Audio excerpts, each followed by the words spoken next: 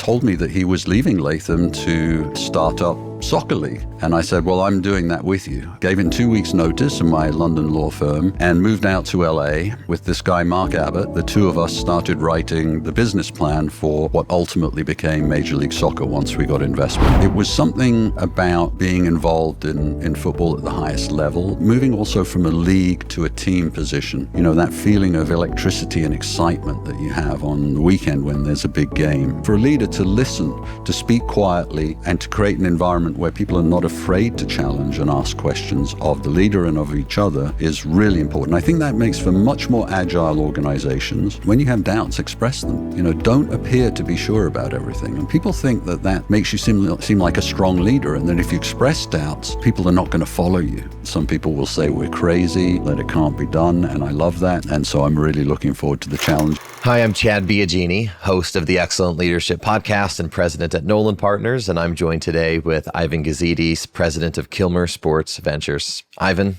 thanks for joining me today. Pleasure. So Ivan, you've had an incredible career. You've done a lot of things that we'll end up talking about today, but walk me through, like, what were you like as a kid? How did it all start? Well, it started, in South Africa. When I was born, my father was in jail. He was an anti-apartheid activist. And he spent 2 years in jail. And when he came out, we were effectively exiled. So we landed first in Scotland and then in various different places in England as refugees. So I grew up in England with parents who came from South Africa. Wow. So this is 3-4 years old. You moved that young. Yeah. Wow. Yeah. I was a little kid. And so, when people ask me where I'm from, I still find that difficult to answer exactly. Okay. Well, correctly. Who do you root for in the World Cup? Greece, South Africa, England, the United States. You increase your chances. And a little bit of Holland. Fair. So I have a lot of bases covered. Deal. All right, keep going. So I grew up in England, fairly typical childhood in a way. I went to university in England, graduated, qualified as a lawyer, and worked as a lawyer in the City of London for 6 years. First 6 years of my career were as a lawyer. And that was Oxford, your legal career. You're being humble, so I'll call that out. Yeah. What type of law did you study? What did you think you wanted to do? Well, I didn't have a clear idea of where I was going. I actually got into Oxford to study physics because my first interest, and still today, a big interest of mine is astrophysics. I find it just so incredibly fascinating to think about. But I realized that in an incredible display of non-resilience that I was, not going to be equipped to win that Nobel Prize that I had in mind for myself. What was I, 18 years old? As an 18-year-old, you're not really equipped to really think about the decisions you make. And just seemed like, the lawyers were having a lot of fun. And so I requested to change from physics to law. And I only found out about 20 years later why I was allowed to change subjects. You're not allowed at Oxford. And other people requested it and were turned down. And the only reason is that the law professor at my college had studied physics and changed to law. Really? Yeah. What are the odds of that? Small. Very small. Yeah. So I changed. I studied law. I went to law school, worked at a very good London law firm, but they didn't have any overseas offices. And so I was very interested in working overseas and having that experience. And so I said to them, look, I'm thinking I really want to do this. And obviously I'll have to leave the firm. And they said, well, why don't do that. Why don't you, we're developing a relationship with a law firm in Los Angeles. Why don't you go and spend some time there, get to know them better and kind of develop relations between the firms. So they sent me to LA for 9 months and I had a great experience there. Knew nobody. Knew nobody. I mean, I didn't know anything about LA. I was convinced I was going to get shot on the freeway because it was during a time of highway shootings in LA. I loved it. I really loved LA. I loved my time there. Came back to London for 6 months. A wonderful guy that I had met while I was working at the LA law firm, Latham & Watkins, told me that he was leaving Latham to try to set up a startup soccer league.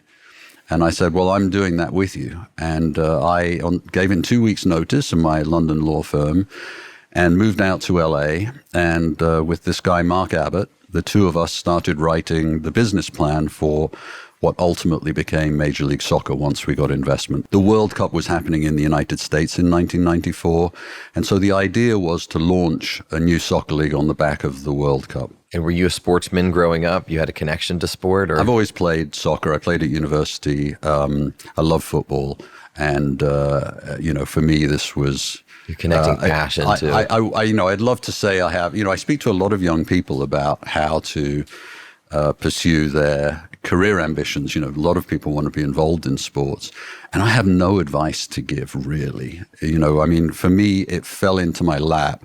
The only thing I think I could say is when that opportunity came up, I didn't hesitate, and I knew what a great opportunity it was. People at my London law firm thought I was insane. This wasn't a league. Bear in mind, Major League Soccer didn't exist. It was barely an idea. How special to be and that soccer early. had failed every single time in the United States. To the extent we got any media coverage, we were called Mythical League Soccer. We were dubbed Mythical League Soccer because it would never happen. Like, everyone was convinced this thing would never get off the ground. And so I went out, stepped out of my legal career, out of that comfort zone.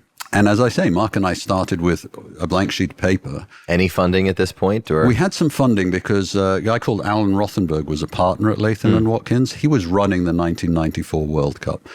And one of the conditions for the grant of the World Cup to the United States by FIFA was that a professional league be established on the back of the World Cup. So we were given $5 million of initial funding from the World Cup funds.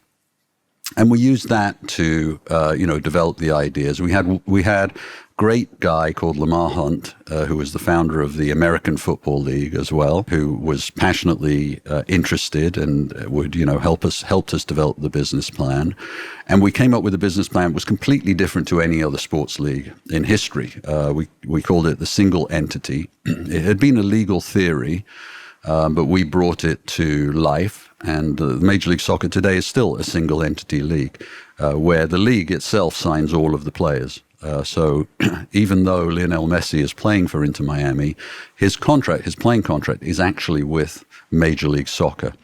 And that legal construct helped us to have control over the league, collective control amongst the owners over the league. Because what had happened in the past is one owner with one vision and another owner with a different vision would end up going in two different directions. But of course, when you're playing in the same league, the actions of one affect the actions of another.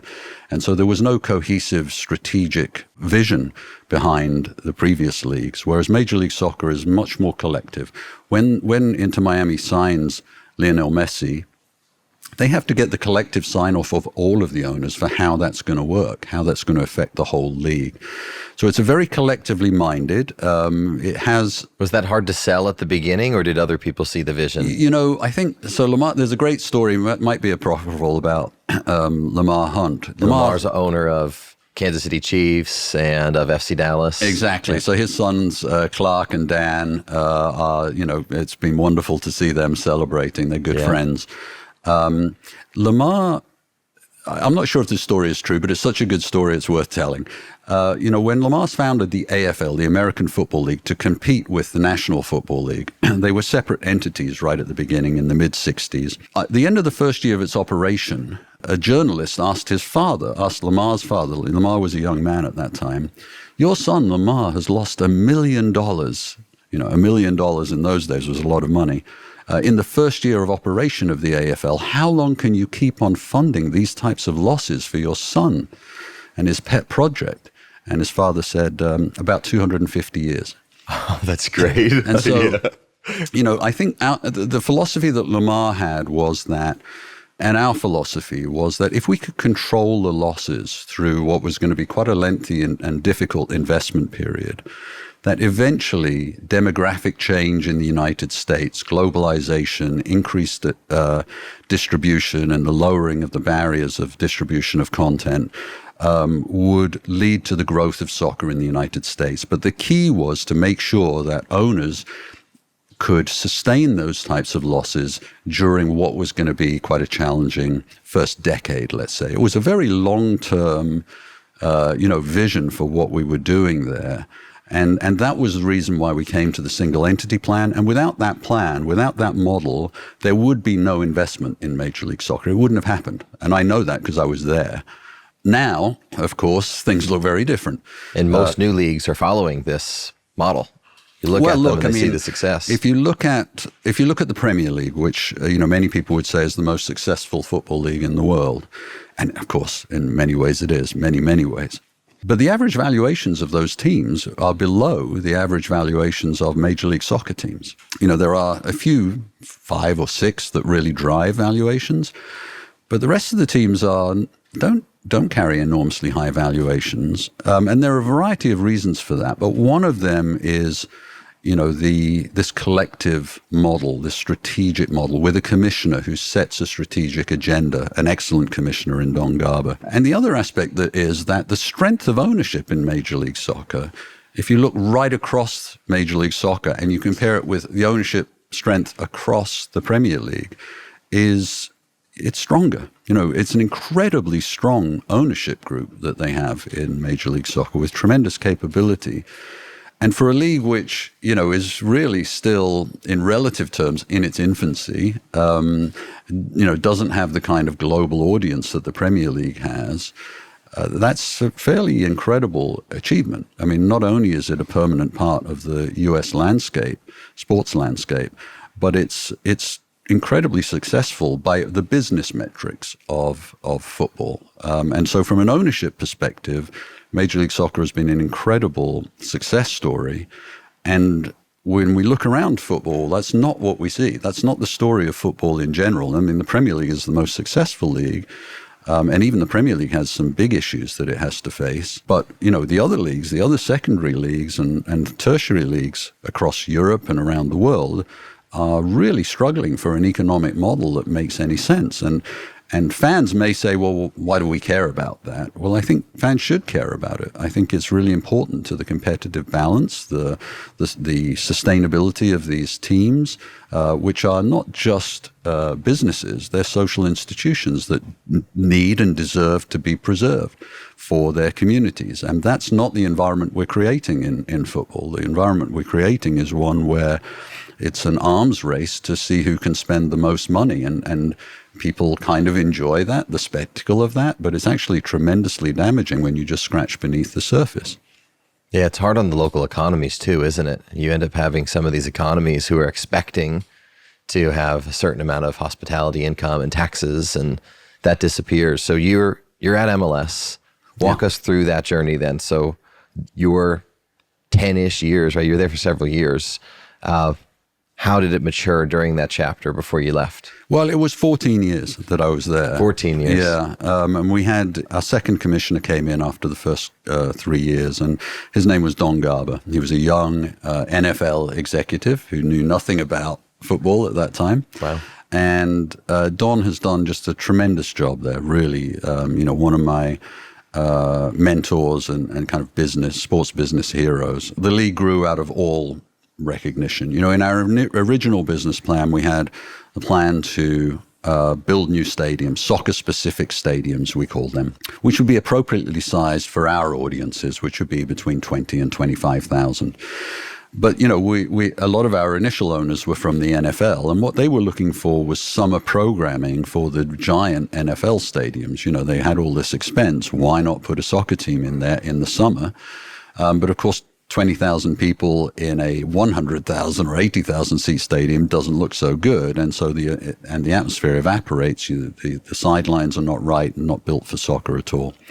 But no one was prepared, understandably, to bite off on that kind of investment on a nascent football league, soccer league. So we had to just tough it out for a few years, and then we had a kind of come to Jesus moment in 2001, 2002. Where our ownership had two different visions, ultimately. One of them was, look, cost containment forever, and let's wait for this demographic growth, but let's not overextend ourselves. and another group who felt like, no, we actually need to make these investments, particularly in players, but also in stadia.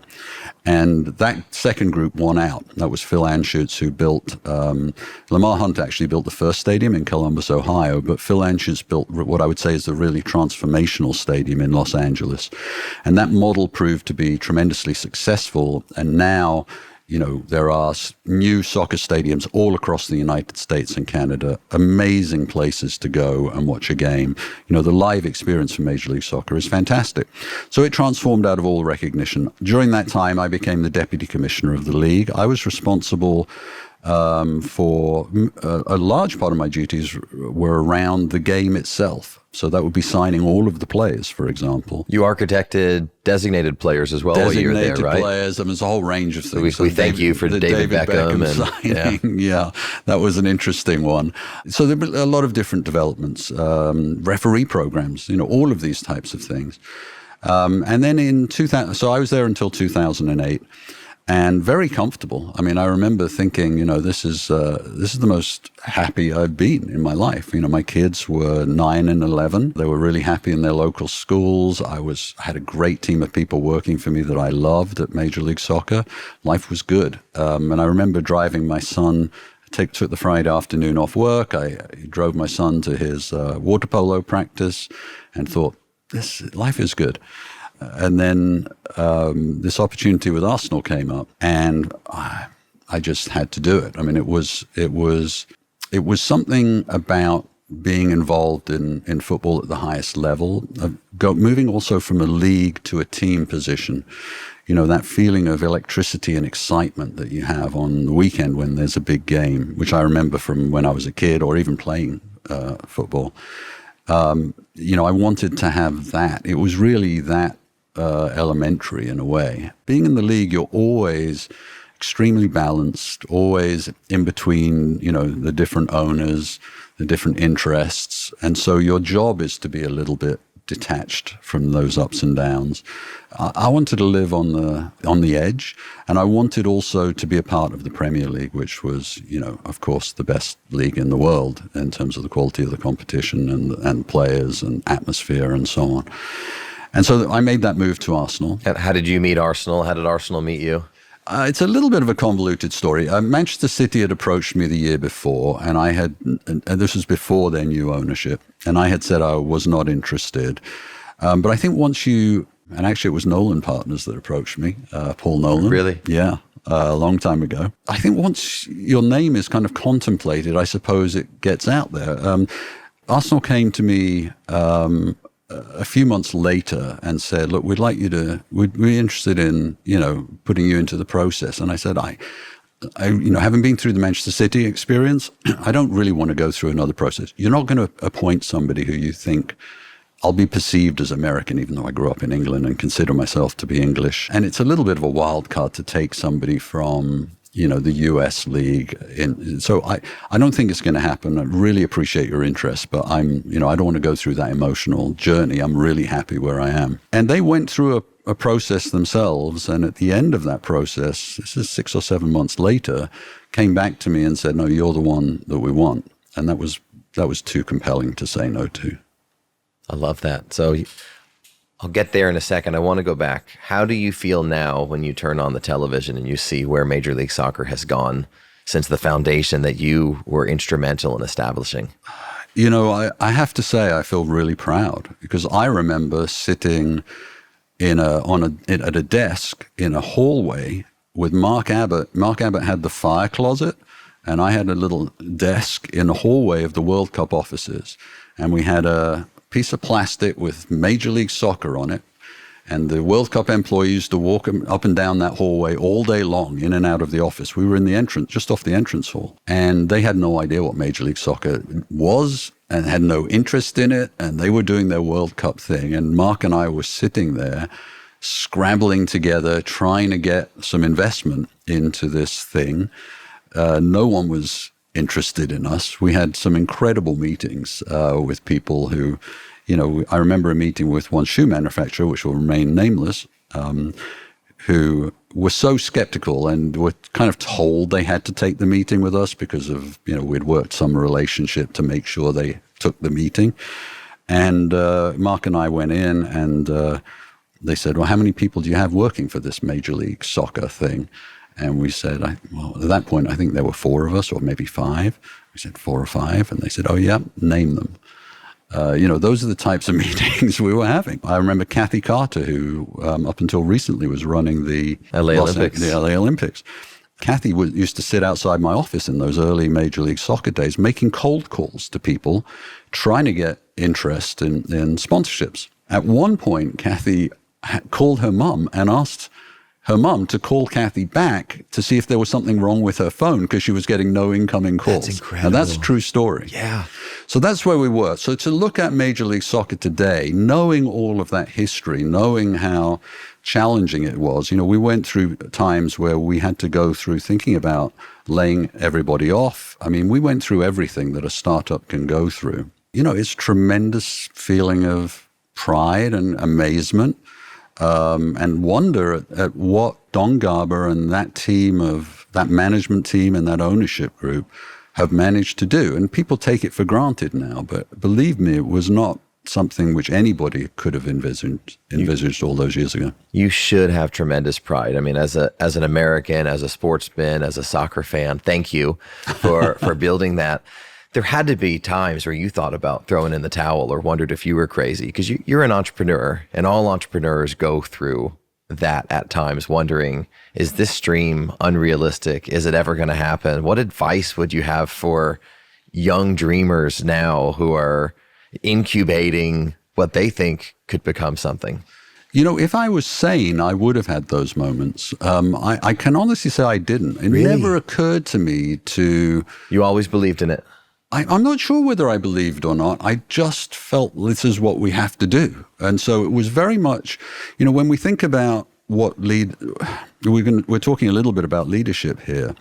I think one of the things that really struck me during my time in elite sports, you meet with a lot of people who have really thought about, what leadership means on the field. And, speaking with the All Blacks was really interesting. Their approach to times of difficulty is not to go around saying, come on, we can do this, and grabbing each other by the scruff of the neck and firing each other up about, what we can do. Their approach is to focus on what you do, what you actually have to do. So, it's 5 minutes into a game that you've had a whole game plan for, but now, the center forward has broken through, the centre-back fouled him, there's a red card, penalty kick, you're 1-0 down and down to 10 men in 5 minutes, and you've got to win the game. It may look from the outside like the guy that's going around saying, come on, guys, we can do this, is the leader. But the All Blacks don't have that approach. It's really about, okay, this is now the situation.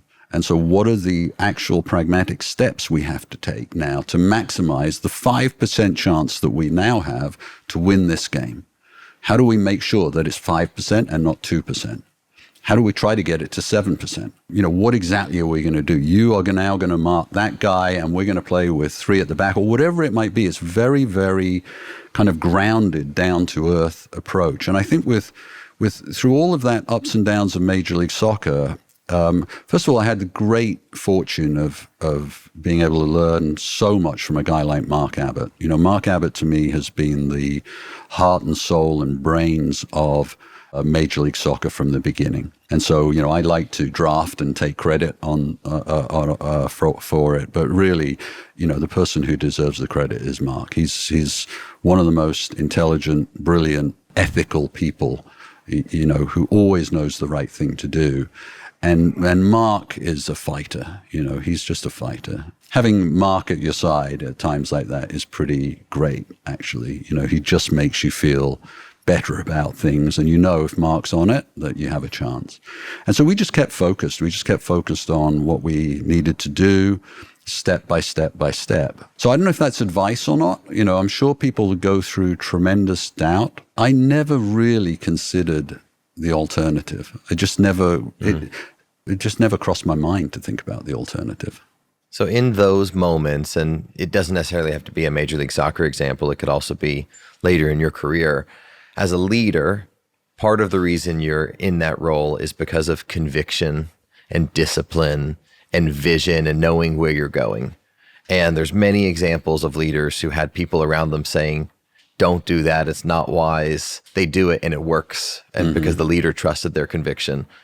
But there's also times where the leader doesn't take the advice from others and they may have missed something that they had a blind spot on. Yeah. How do you navigate taking counsel and choosing when to apply counsel and when to say, I just know my instinct and my gut's telling me, despite all the noise, we need to continue running this direction? I mean, that's really hard, actually. I think one of the things I've learned, and one of the things I always say to new chief executives, is be very aware of the power of your voice, because it's very different when you're a chief executive to when you're the deputy. You need to learn to speak very quietly and to speak last. Because what will happen is when you speak first, when you give your opinion first, people assume that you know what you're talking about, and they fall into line. They don't want to contradict the leader. That's a real danger, I think, of leadership, is that, especially if you're a leader of conviction, if you have conviction, what you want is for that conviction to be challenged. And then you've got to have the willingness to listen to that challenge and really think about it. At least that's what I think. I don't believe in blind conviction. I think conviction and belief is great, but it needs to be founded on reality, and that reality has to be something that you feel has been robustly challenged by different viewpoints, so that when you reach your conclusion that I think this is something that can be done, you're really reaching it on a sound basis. You understand much better than the risks that you're facing, the types of differences of opinion that you're facing as well, but also, things that perhaps you didn't appreciate about your convictions. Maybe I shouldn't be so sure about this. And then adaptability to change course. I mean, one of the really difficult things, I think, as a leader is to admit you're wrong. And a lot of leaders have trouble with that. And if you can't do that, if you don't have the maturity to do that, you'll end up going down in directions that are, terrible mistakes. So it's a sign of intelligence to change your mind. It's also a sign of humility, and those are qualities. They're not, but I think especially in a very male-oriented environment, male-dominated environment like football, but many other industries, we have a vision of leadership which is, the strong man, usually man, knows all the answers, who has the conviction, who has the vision, who has the knowledge. I don't think that's reflective of modern leadership. It's not reflective of the modern world. Leaders now don't have the knowledge. The world is far too complex and fast-moving. Good leaders, I think, are generalists. It's not that they know all the answers. And any leader that thinks they know all the answers is is probably going to come up short. The reality is leadership really is about having a strong management team, having a culture where that management team is empowered to speak, but also empowered to ask questions of each other and of the leader and be listened to, and not have that viewed as a threat. Men don't even like to ask directions, right? We see that as a sign of weakness, that we might not know something, or we might need help, to ask for help.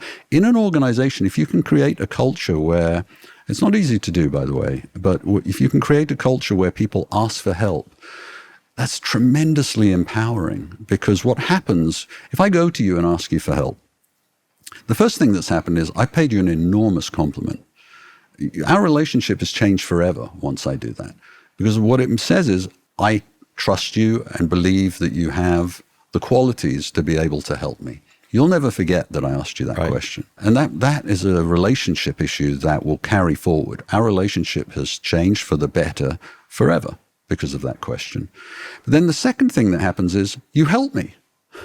So, we're actually communicating across different perspectives, different expertise, perhaps different divisions of a company or a football club, and we're actually communicating. And that's very rare. You know, what you see, especially in football, a lot in these types of environments is a tremendous defensiveness where any question is viewed as a challenge. That comes from insecurity. And listen, it's understandable. Football's a very competitive industry. People are worried about their jobs all the time, and so always looking for threat, even within the organization. And even if we think on the field, you know, the way that footballers grow up, you know, the two left backs that are vying for position and looking at each other every day, you know, they're collaborating on what is a team effort, but they're competing against each other. They want to kill each other. So, you know, achieving that kind of balance, the right kind of culture there, particularly on the management side, I think is really vitally important. And so for a leader to listen, to speak quietly, and to create an environment where people are not afraid to challenge and ask questions of the leader and of each other is really important. I think that makes for much more agile organizations where authority and responsibility is devolved down to the people who actually know, who are actually in touch with the way the world is changing every day. Hiring good people and empowering them is really, really important. This idea of the leader that knows everything, I just think is outdated. Yeah, no, I'm fully with you. You were talking about asking for advice and asking for help. I talked to a social scientist the other day who was sharing that they've done, mountains of research across different industries, that to your point, when you ask for help, you're creating almost a social contract with this other person. Right. And then when they respond and actually provide help, and then you apply that help, the relationship deepens and deepens. And he shared that in their studies, one of the things that they've seen is that sometimes people are insecure of asking someone more accomplished. But the study actually shows when you ask the person more accomplished, that person says, this person's smart enough to have found the right guy with the answer. Yeah. So now I want to give them the answer. So he said, actually asking somebody of seniority over and over again builds and deepens that relationship. But yet, to your point, I'll walk around lost in a park for hours before I finally say, I don't know where I'm going. Yeah. Like we're built that way. How do you're talking about culture. And by the way, I will say, I know these are vast generalizations. So, it's not a male and female thing, but I do think in general, women have less of that, cultural baggage. And so it's one of the reasons why it's so important to have women in positions of authority and influence inside an organization. It's not enough in a competitive industry like football, for example, highly competitive, to say, first of all, just say we're going to ignore half the talent pool of the world, right, or create an environment in which they don't want to participate. That's a big problem competitively. But also culturally, it's a very big problem. And that ultimately translates also into a competitive disadvantage. So those organizations that create an inclusive environment for women and other diverse people will thrive through that. Yeah, I mean, I see it all the time. Diverse leadership teams are often much higher performing organizations. People like working there more. The results of 360 surveys are so much higher. You see it in sport too. Diverse leadership teams often mean larger and more diverse fan bases. Listen, there's so many reasons for it. And let's just translate it to on the field, because these are things that people really can understand very simply. Corporate results in a way in the general business world are a little bit difficult to kind of sift through and get to the bottom of. But on the field, it's very obvious. You've got two teams playing against each other. They play a 38-game season. One of them is clearly better than the others. Imagine a world of football where players of color were not playing. It existed. Yeah. It existed in England, and England thought they were the best country in the world at playing football, and it turns out they weren't. Turns out they weren't very good. And look how football has changed. And I think, football's reflective of society, but I also think it leads society. And I do think there are lessons to be learned, and football still has lessons to learn. If we look at, continuing kind of homophobia that still exists in the game. But I think, that competitive need for diversity is very, very clear when you look at it on a football field. And why do we think that doesn't apply to what's happening off the field as well? Of course it does. We just, it's just easier to obfuscate and pretend that it doesn't, but it does. Yeah, you're right. Of course it does. You were talking about building a culture of trust and having a team that's comfortable challenging leadership. I find sometimes that's easier said than done, especially if your senior leadership team might come from some professional baggage with other leaders who might not have been that way. How do you, like really tactically, you move into a new organization, you're CEO, your first 90, 180 days on the job. How do you build and instill trust in a team where you might not have been the one who developed them professionally prior? Being honest, transparent, and authentic is really important. And expressing your doubts. When you have doubts, express them. Don't appear to be sure about everything. And people think that makes you seem like a strong leader, and that if you express doubts, you're going to lose, people are not going to follow you.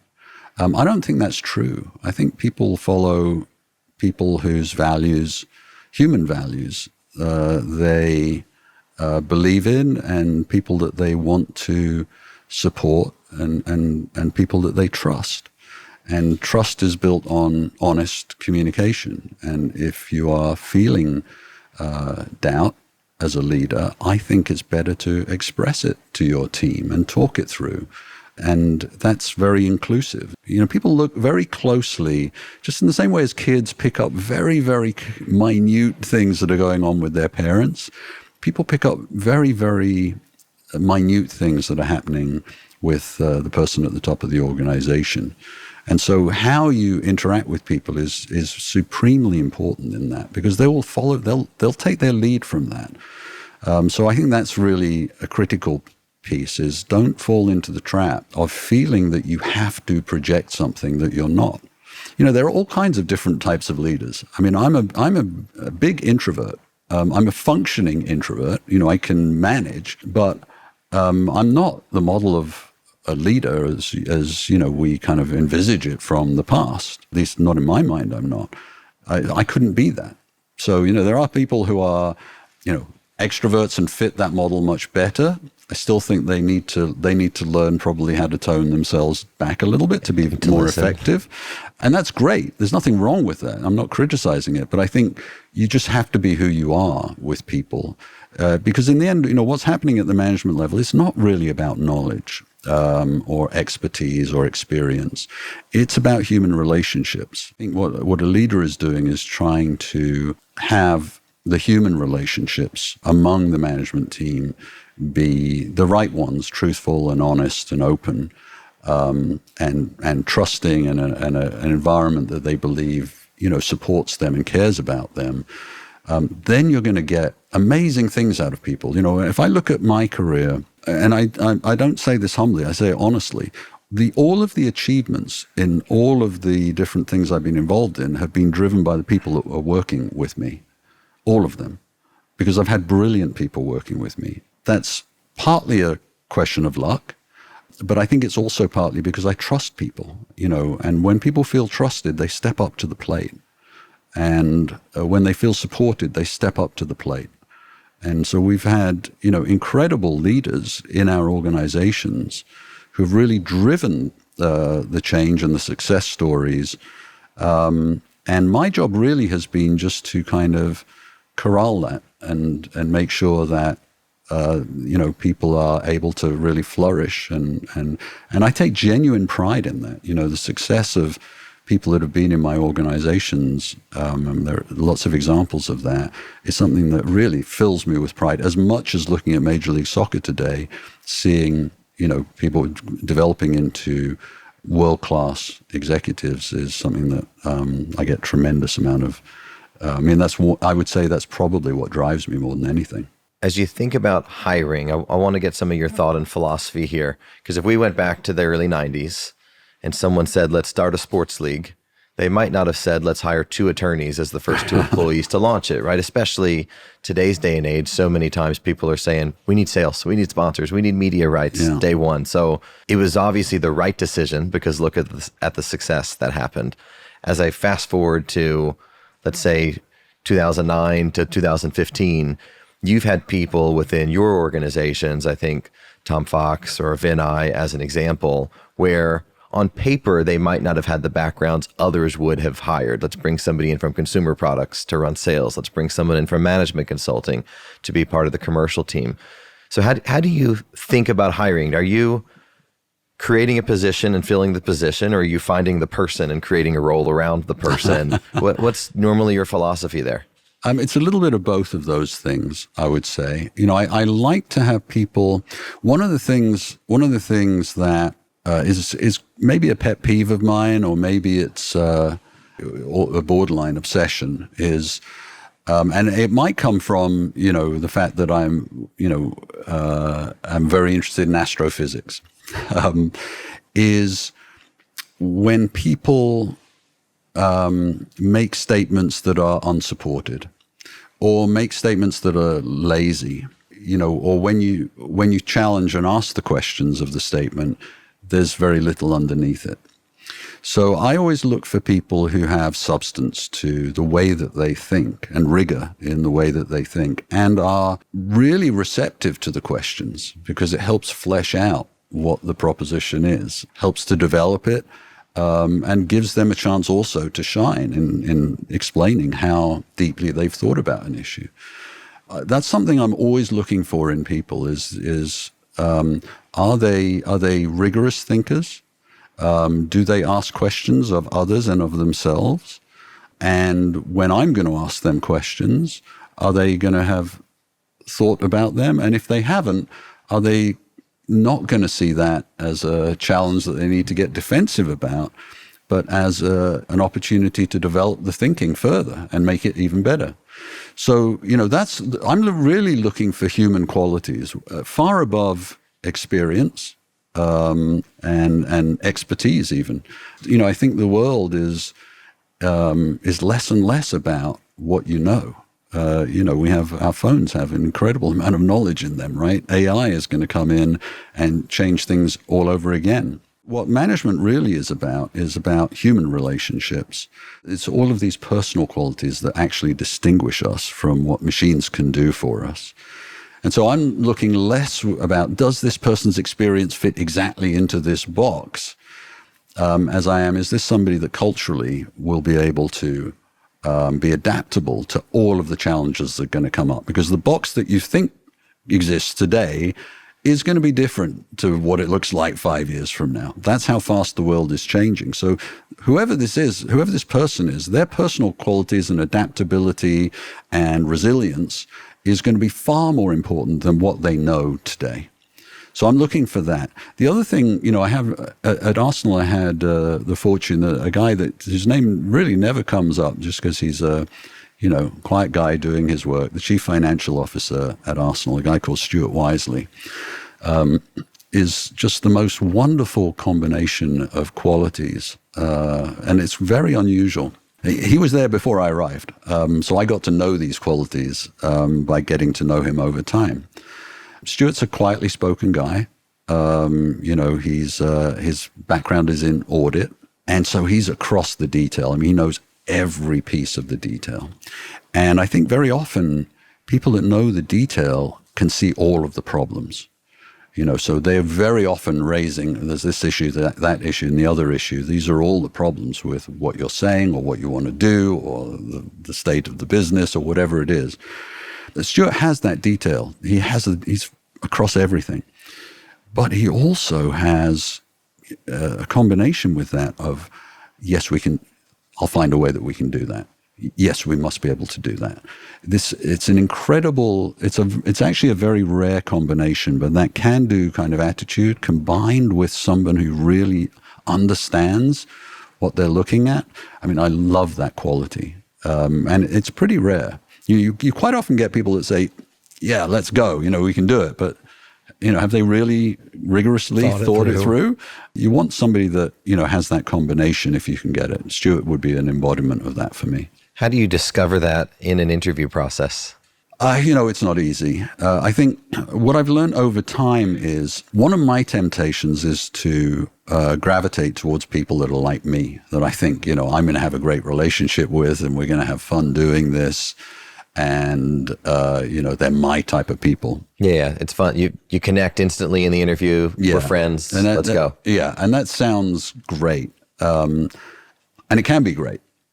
But I think what I've learned also is you have to also think about what you're trying to do, and hire people who may be actually quite different from you in terms of their motivations, in terms of the way they think.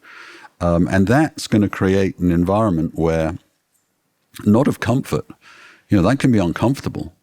So everything I've spoken about sounds really cozy, right? Everyone's happy to ask questions and nobody feels challenged and we're all having a great time. Mixing it up is also important. I was more conscious of that hiring for Milan, where we had a really specific project to turn around the team. And some of the relationships were not always, completely aligned. There was conflict is perhaps too big a word, but differences of perspective, and people in my management team that I had to hold back a little bit at times. Healthy tension, I would say, created an unbelievably successful project where everybody contributed. I mean, everyone that was a part of the project at Milan can speak about that for the rest of their lives with pride, because what we did there was amazing. So I have a CEO friend of mine who will occasionally assign somebody to be devil's advocate during important business meetings. Mm-hmm. But he won't tell everybody else that someone's been assigned devil's advocate. So the person's sole role is to say, here's why it won't work, or I don't think that's a great idea. And just to stimulate the other side of the conversation, because he finds, as you brought up earlier, sometimes people just agree with the senior leader because they feel they need to agree with the senior leader. Yeah. And just how that can completely change the tone or tenor of a meeting. And you see people sway back and forth, and they actually get thoughtful dialogue on the topic. Yeah, I'm not sure how I'd feel about assigning somebody to do it. Again, that comes to kind of authenticity and transparency. You can maybe do that once or twice, but when people realize, okay, this is what's happening here. I'd like to think you could create an environment where that happens. It's just naturally. Yeah, authentic, as you say. Arsenal, you're there for almost a decade. What were some of the biggest leadership learnings during that very successful run? I arrived at Arsenal and was very observant for the first 6 months, I would say. And I had a real feeling of Arsenalness, what it meant to, what the values of the club were. and we spent a tremendous amount of time exploring the vision and the values and articulating them for ourselves, because everybody had that feeling, but everyone's articulation would be slightly different. And laying that out so that, everybody could really get behind that. And they're still using those values today, and I think they will be for some time to come, because it was a really deep piece of work. I think, though, looking back on it, I think I molded myself maybe too much to, what I thought it meant to be Arsenal. I wanted to represent the club in the way that the club wanted to be represented. And, Arsenal has always been a little bit of a kind of, never complain, never explain type of club. It's a little bit patrician, wonderful people like Ken Fryer, who I think is one of the giants of English football, has been at Arsenal for so long, and one of my inspirations, or Sir Chips Keswick, who recently passed away, who are, not public figures, and to the extent that they are, maybe a little bit misunderstood. They kept their counsel. The challenges that they had, the feelings that they had are really kept interior. Externally, they're not displaying that. Everyone's wearing a tie every day. There's a certain way to be. And I think I was too respectful of that, actually. I think what I learned at Milan was a lot of the qualities I'm talking about in terms of leadership within the leadership team, which we did have at Arsenal. I think we had a fantastic leadership environment at Arsenal. I think, if I had that time again, I would express that more publicly with our fans and with the public, how much we cared. A lot of what a lot of what I'm talking about actually at its core is showing people that you care.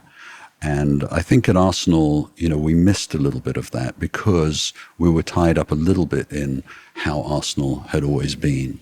I really learned that at Milan. At Milan, I was much more communicative with, not just internally, which I also, I had that at Arsenal, I had that at Milan, but externally as well. And I think, our fans came with us on that journey at Milan and, had the most incredible reward at the end of it. We had the youngest team ever to win a championship in Milan. The club, which had been losing literally hundreds of millions of euros a year, was profitable by the time our project was finished. And our fans had come with us every step of that journey. They were tremendously skeptical at the beginning, tremendously skeptical. They didn't believe in it at all because no one had really done that in Italian football. But as they began to see what we were doing, as they saw how much we cared about it as well, at Arsenal in the director's box, you don't show your emotions. There's an element of respect, and I love that about Arsenal. Is you have respect for your opposition. At Milan, your emotions are on display, and I think loosening up Arsenal a little bit and connecting it with its public is something that I probably should have taken on more. And if I have a regret about Arsenal, it's that. As you think about being CEO of a club in the Premier League, CEO of a club in Serie A, how different are those culturally one to another? Really, they're tremendously different. I've been very fortunate in my career. I've seen the game from a league perspective in the US. I've seen it in the UK from a team perspective, and I've seen it in Italy. And now, by the way, I'm beginning to live it in France with Saint Etienne, which is an investment that we've made. So there'll be another interesting experience. It's difficult to even know where to start. Which fans tell you good job more frequently? Oh, Milan fans are incredibly loving, I would say. That's great to hear.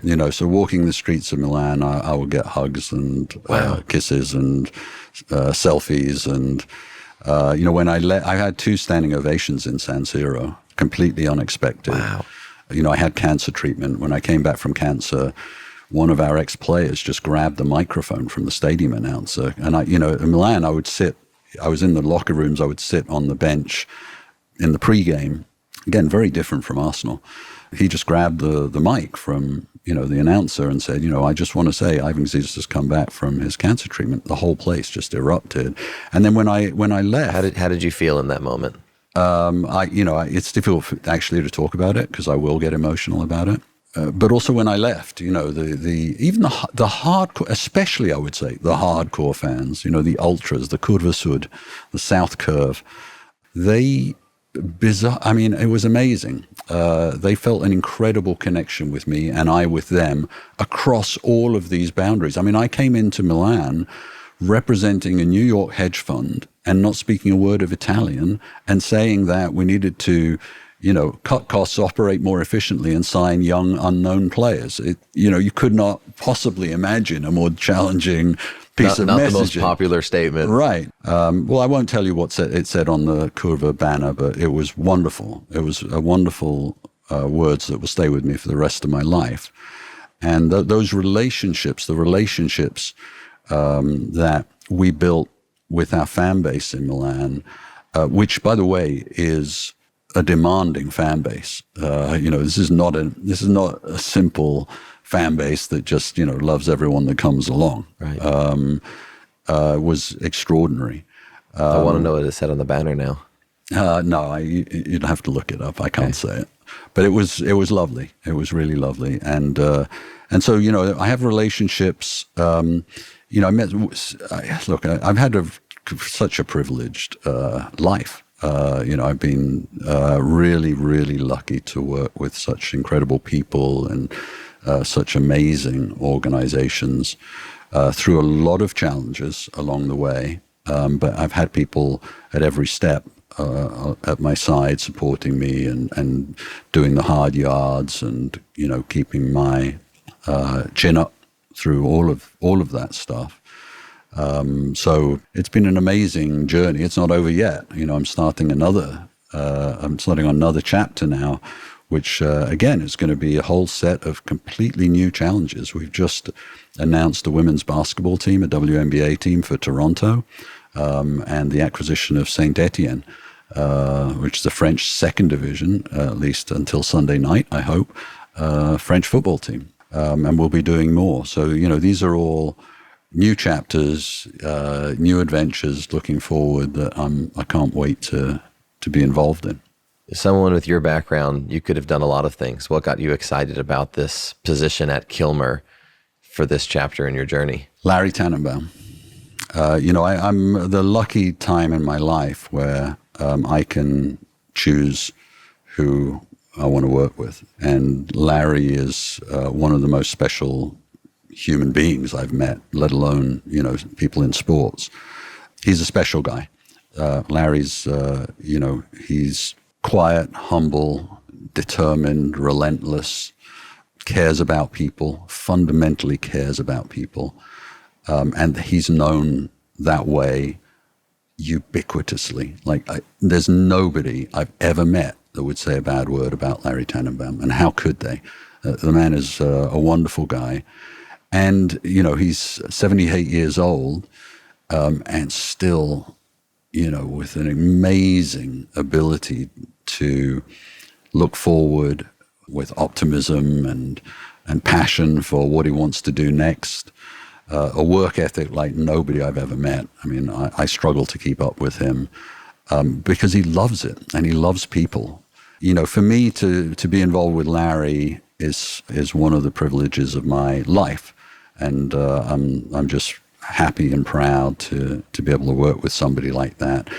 When you're in the growth phase of your career, we all have ego and ambition and all those types of things. Those sort of fade away after a while. And what you realize more and more over time is it's really the human relationships and qualities that are the most important things. For me, relationships with my family and then with special people. And Larry's one of those people. So that's my answer. I love and that then, answer. by the way, if I just lay on top of that, we're going to do some really exciting things. Like I could not be more excited to be involved with the WNBA. We have an incredible young president by the name of Teresa Resch, who is a force of nature and is going to change the sports industry. She is a very, very special person. For me to have the privilege of seeing her grow and blossom into what she's going to become is just going to be one of the joys of my professional life. And at Saint Etienne as well, we've got some really fresh ideas that we're going to bring to that. Some people will say we're crazy, that it can't be done, and I love that. I think they've said that at every step. And so I'm really looking forward to the challenge of, for me as a football fan, Saint Etienne represents a lot in the world of football. And I believe we can get Saint Etienne back to it's a big brand. It's a big brand. It's a big club. And it belongs in the top division. It's the second most titles in France, only recently overtaken by PSG. And it's an industrial town that's had some hard times where football is everything. And, that team is really important to that community. And Larry and I understand the importance to that community. And it ties in a lot with what you actually find in Toronto with the Maple Leafs, for example. It's a historic club that means a lot to people. When you become responsible for something like that, you feel the weight of that on your shoulders. And I think we can do something special there. It will take some time and we'll make mistakes. It's a new environment, new landscape. So as I said, when I arrived in Milan, we're going to make mistakes for sure, but we'll do it with the right heart and the right intentions and the right care. And I think people will come with us on that journey. And I think we'll all be rewarded at the end of it. There was advice in there that you were sharing. There's a phrase we use often in our business, which is don't choose the business card, choose the owner. Yeah. And aligning with the right owner, the right investor is so critical. And especially I find as people step into perhaps their first CEO role. Most people don't get a second chance. Yeah. Right? You have to do really well the first time to get the second one. I liken it to sport too, right? If you get signed by a Major League Baseball team and you don't play well the first couple of seasons, they just go with the rookie the next round. Yeah. Even if you might potentially be able to turn it around, there's always a next generation coming through. Yeah. And you have to do it right. And who you do it with is everything. I mean, that goes back to my story 8 years ago with Paul, because I had a couple other conversations that I was entertaining with very large search firms. And I'm looking on and saying, here's a really accomplished entrepreneur, absolute salt of the earth individual. He wanted my wife to fly and spend time with him and with Emma, his wife. And just those elements, you're choosing to bet on a person, not a business card. And we've done pretty special things. And that's why Nolan Partners exists, right? It's because Paul's capability to connect with people. And it's not fake. It's it's genuine. He cares about people. He loves people, and you can't fake that. When you have that, people respond to it. And I think a lot of young people make the mistake of thinking that business is all business. It's actually all about human relationships, all of it. Yeah, absolutely. I was talking to a friend the other day, and he asks everybody whether they ever worked in a restaurant before. And if they did they enjoy that experience? Yeah. And he goes and shares his analogy, and he unpacks it. I want to steal it as my analogy, so I'll give him this credit one time, Todd. But going forward, this is going to be my analogy, Ivan. And he's like, you think about it, getting stuck in the weeds is something that is created in the restaurant industry. You get sat 5 tables at the same time. There's no, I'll work on it tonight. There's no, you know what, I'll come in on Saturday. You've got 5 tables you've got to deal with then. You have to know how to ask other servers for help when you need it. You've got to have a relationship with the chef to say, I apologize. I'm overwhelmed right now and I put in the wrong order and I'm sorry. You've got to have a relationship with the general manager to say, I need you to comp dessert on this table. I wasn't as attentive as I could have been. You need to have a relationship with the host at the front to say, I know people are looking at you saying that table's empty. Please don't sit it. I need 5 minutes. Bussers, et cetera, right? Like it is a human business. It's not just the relationship with the customer where you better be doing all of that. In America with a smile. You don't always get a smile in other countries, but in America with a big smile.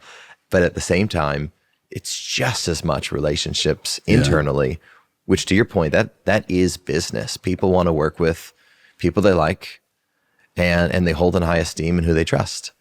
Yeah. And, that's a great analogy, by the way. But, the other Again, it's mine going forward. My friend Todd gets it this time. It's mine now. Yeah, that's fair. Just give me credit one time. All right, one time.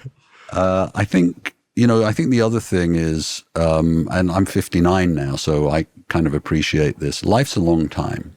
How you treat people along the way, especially in, an industry like the sports industry, which is relatively small, that plays out over time. So, the extra, few pennies that you squeezed out by ringing somebody against the wall when you had the power to do it, that's going to prove to be a really bad decision down the road. So, being really fair and transparent and developing those relationships creates all kinds of opportunities for you, even in a self-interested way, even if you're just thinking about, kind of your self-interest.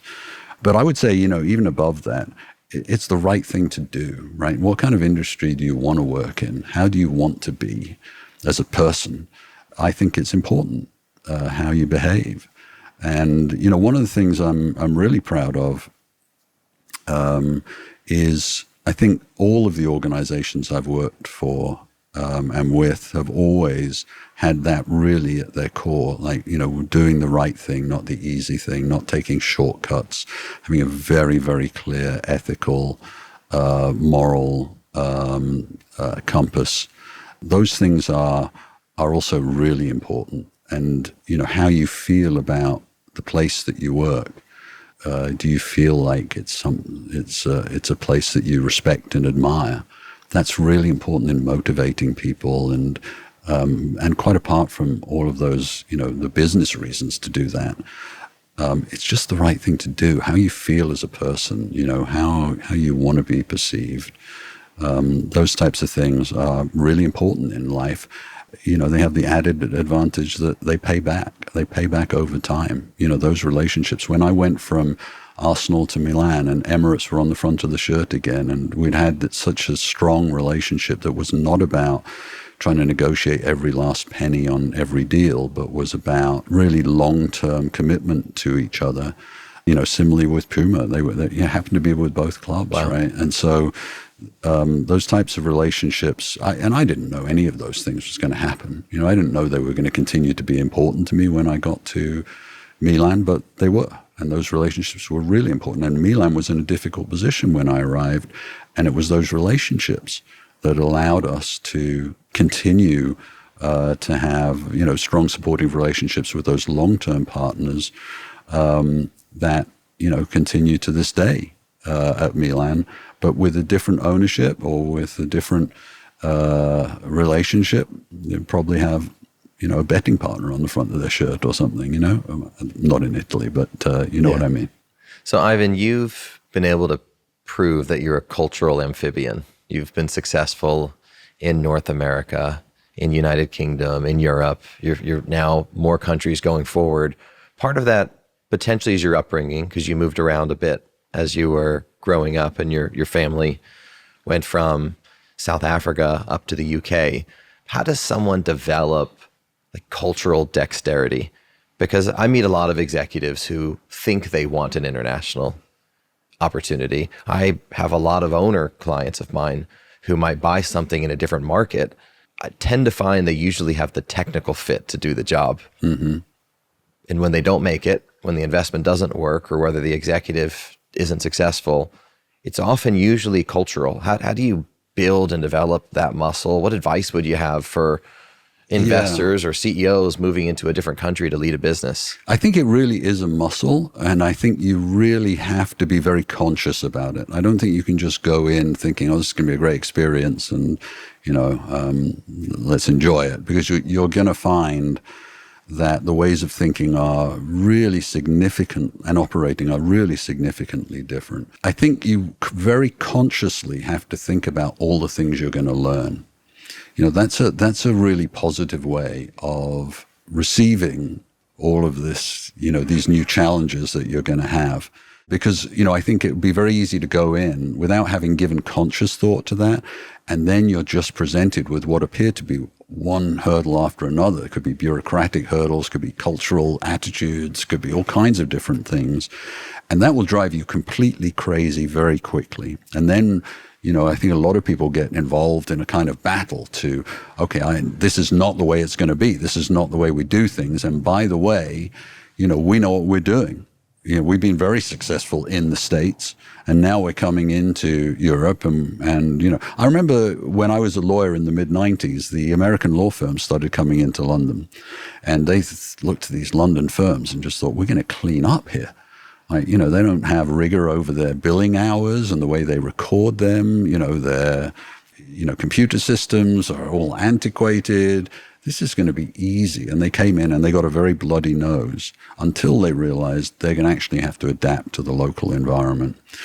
And so what I would say is, come in knowing you're going to have to adapt. You're not going to change, the Italian culture. It's thousands of years old. It ain't going to change because you've got a new American owner in town, and nor should it. I think if I look now, I always say about Major League Soccer, when I speak to people about Major League Soccer when I was in the Premier League, I would talk about how much the Premier League has to learn from Major League Soccer. I still believe that. The quality of the executives in MLS, the quality of the owners, and the sophistication of their thinking is incredible. The Premier League is feeling like it's got everything right in football. I think the Premier League has a lot to learn from others. At Arsenal, we did a lot of learning from rugby, for example. I think going into a new environment, new cultural environment, and really thinking, this is something where I can learn a completely new perspective that is going to enhance my capabilities. That's how I treated my experience in Italy, for example. I believe I have a much deeper, more rounded understanding of of the game and the business of the game than I ever had before. Because I've seen it from a completely different aspect, a different angle of the prism, different colors. And I've now seen, I've looked at this prism that we call the world of football from so many different perspectives. As I said, league and team, 3 different cultural environments, but also, all the governing bodies, UEFA, FIFA, all of these different things. Every one of them you can easily praise to high heaven or deride, with justification on both sides.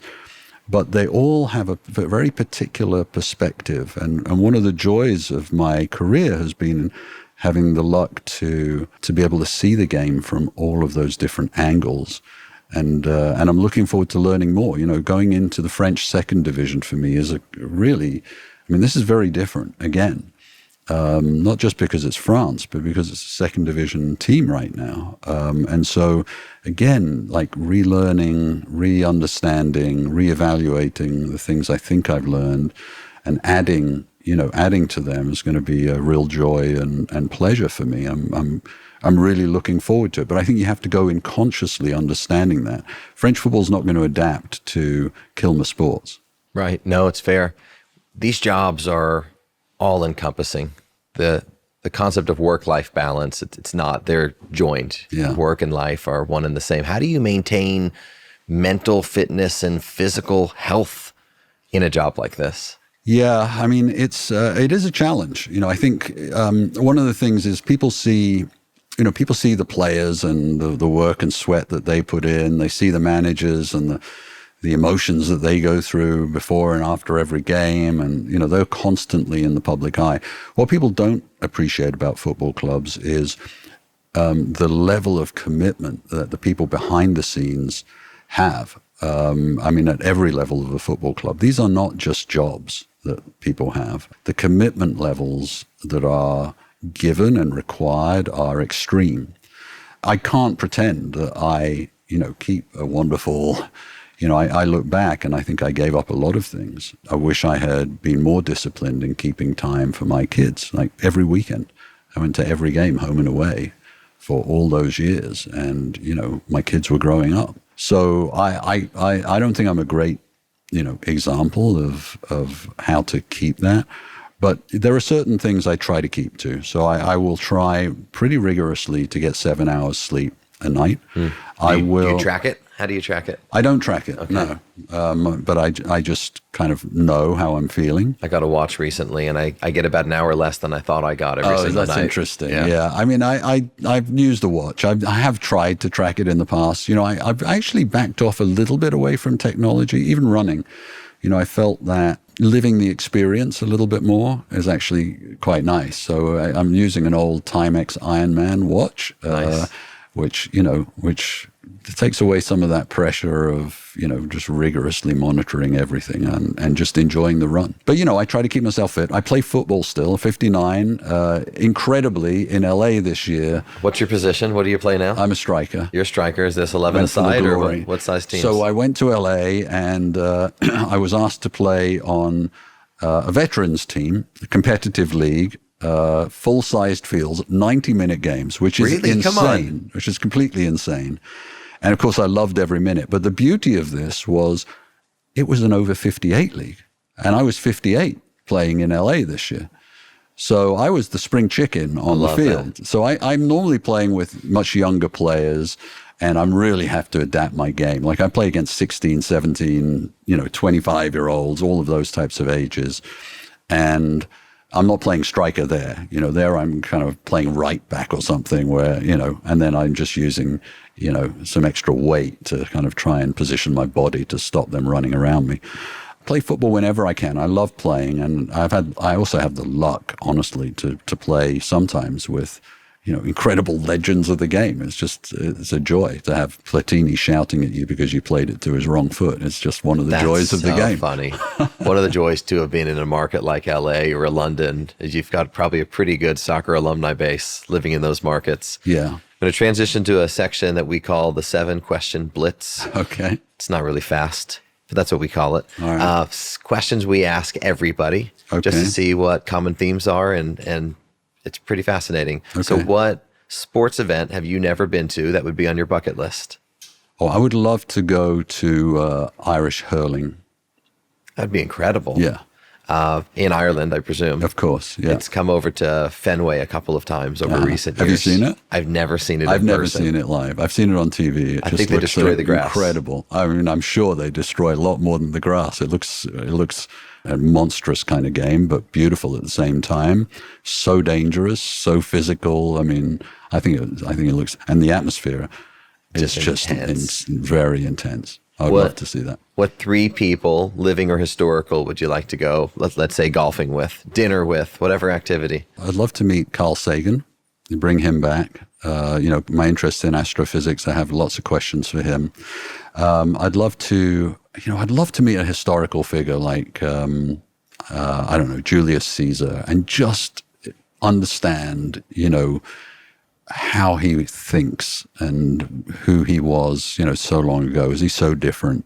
That would be really interesting for me.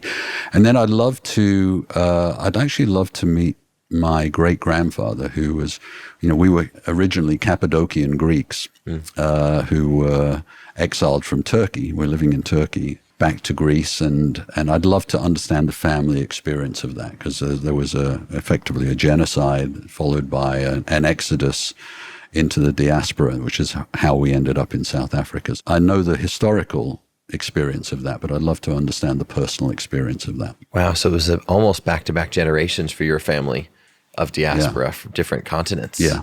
Wow. Yeah. What history. Look at the sacrifices that your family tree made. Yeah, I mean, just for so you to many be where you are. So many big changes in the world.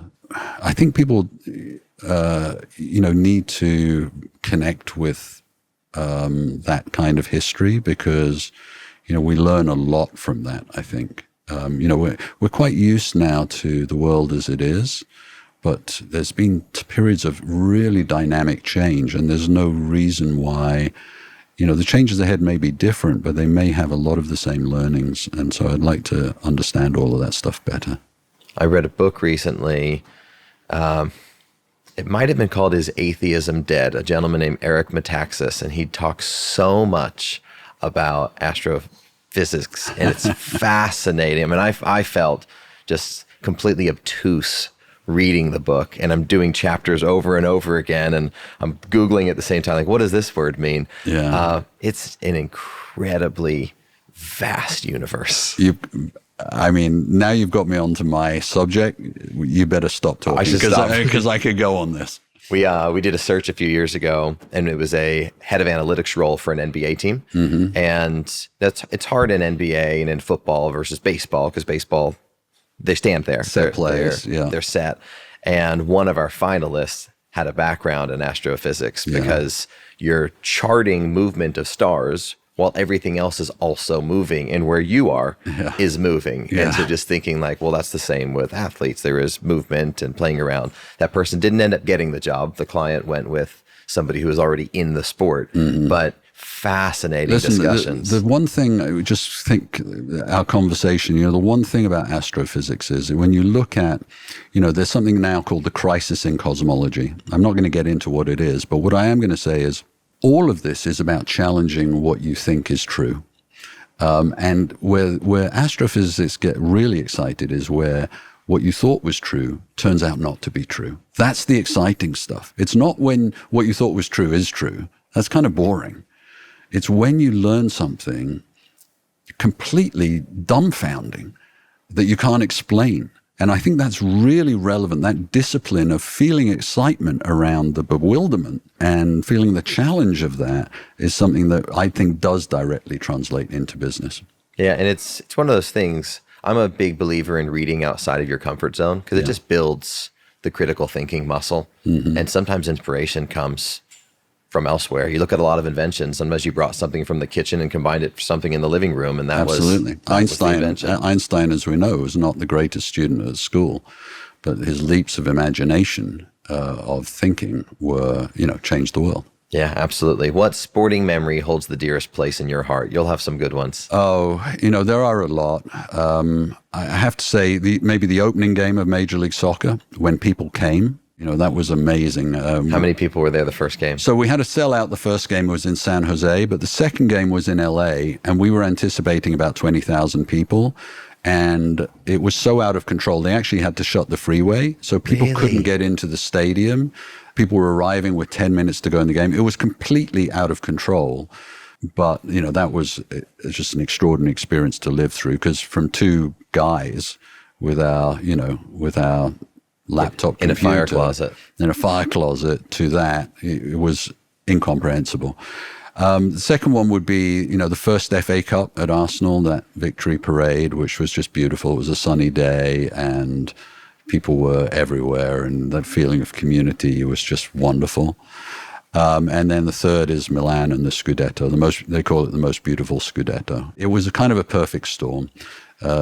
Milan had been through COVID, so people were coming together for the first times after COVID. The club had been 13 years without, 11 years? 11 years without a Scudetto, so long time, and been really in the doldrums. It went to the last game of the season, and it was us or Inter. So the city was going to be blue and black, or it was going to be red and black. That feeling of all of those, that confluence of all of those different things coming together.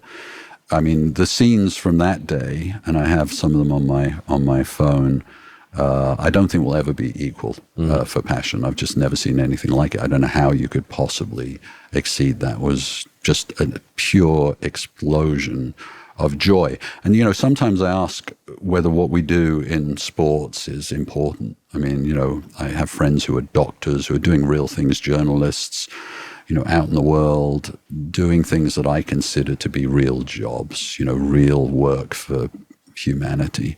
And I ask myself, well, are we doing anything important? But then you live something like that and you say, what's more important than joy, and it can bring joy and that coming together. And it is important. That feeling will never leave me. I bet. What's something about you most people don't know? That I'm a painter. I'm a pretty accomplished painter and a drummer.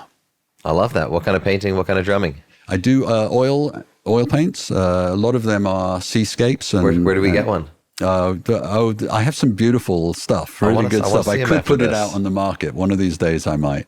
I even have a painting of the Scudetto celebration in Milan, which I've been thinking about auctioning for charity, which would be, but I kind of like it. I might want to keep that one. I paint, and then I'm an amateur drummer. Okay, I want to see some of your art, is what I want to see. Right, so I'll show you after this. Do you have any professional pet peeves? Not asking questions. Accepting accepted wisdom. I don't like that. There's a lot of accepted wisdom, which could be true, but I want to examine whether it's true or not. If you weren't in your role, you couldn't work in sports, what would you be doing? I'd be a theoretical astrophysicist. You'd go back to it. Yeah. I love theoretical. Yeah. I like and actually, I've even thought, when I took this break, I even thought about going back and studying astrophysics again, doing it properly this time. And that's something I still hold out that I might want to do. You should. The challenge with it, which again, I'm kind of interested in, is whether I could get my maths back to the level that's necessary to really understand it. And that's a long journey. That's not something that, will happen in a year, because I need to really go back and kind of remind myself of a lot of things and then progress it so that I can get a fuller understanding of what's happening in modern astrophysics, because it's incredible. It's absolutely incredible. And still the things we don't know are so basic. There is so much we don't know. What is time? Where is all the energy and mass in the universe? We're only seeing a tiny percentage of it. Where's all the other stuff? What's going on here? We don't know very basic things. Yeah, it's true. And then the last one, you get a different question than most people get. Most people get it, when I'm in your town, where do I need to eat? Okay. But you're traveling, you're a vagabond. Yeah, it's difficult. So Toronto, Connecticut, New York, London, St. Etienne. What's your favorite restaurant?